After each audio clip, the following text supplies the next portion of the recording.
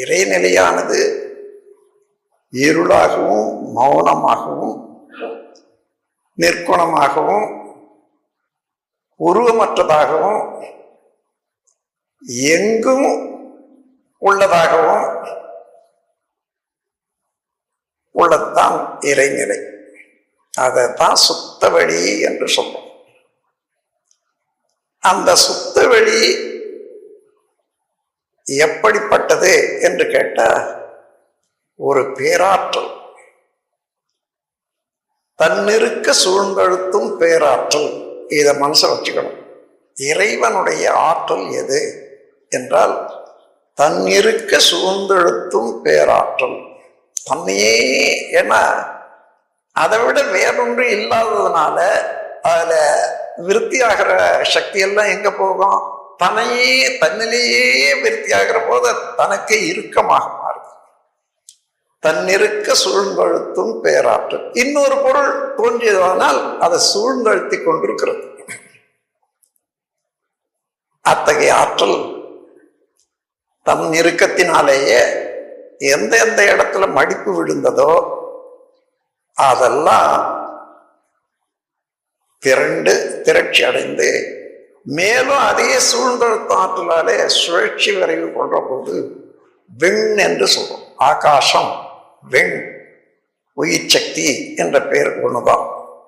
அப்போ அந்த விண் என்பது சுழன்று கொண்டிருக்கிற போது விரைவாக சுழல்கிறது விண். சூழ்ந்தழுத்த ஆற்றலாக உள்ளது இறைநிலை.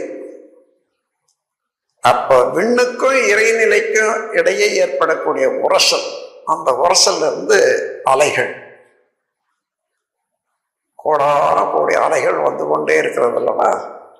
அந்த அலைகள் மீண்டும் இறைவெளியிலே சேர்ந்து ஒன்றுபடும் போது ஏற்படக்கூடிய ஒரு மாற்றம், ஒரு பவர், அதுதான் காந்தம் என்று சொல்றோம். இறைவெளி ஒன்று, அதனுடைய ஆற்றலாலே திணிவு பெற்ற நிலை விண் என்ற அணு 2. அந்த அணுவிலே ஊடுருவி மீண்டும் உரசல்னால வெளியாகிற போது அலை. 3 வேறு வேறையா இல்லை. ஒன்றிலே இருந்து ஒன்றாக, ஒன்றிலே இருந்து ஒன்றாக, 3வது நிலையில அலை. அந்த அலை இறைநிலையோடு கலக்கிற போது வேற எங்க போகும்?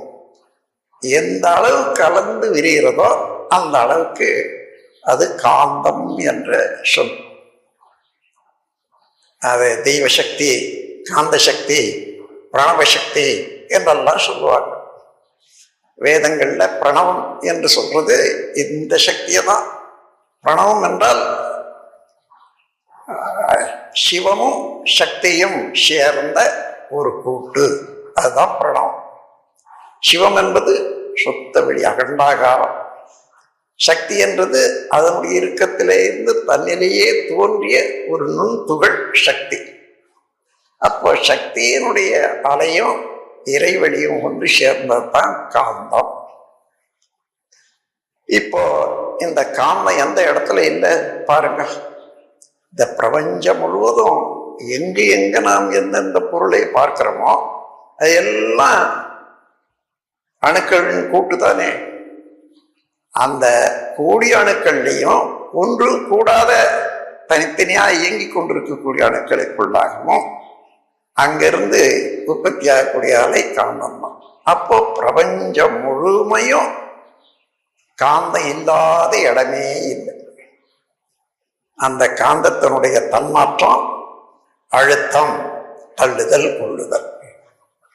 இந்த ஒலி, ஒளி, சுவை, மனம், ஜீவன்ல மனம், இந்த 5மாக மாற்றம் அடைந்து கொண்டே இருப்பதுதான் காந்தம்.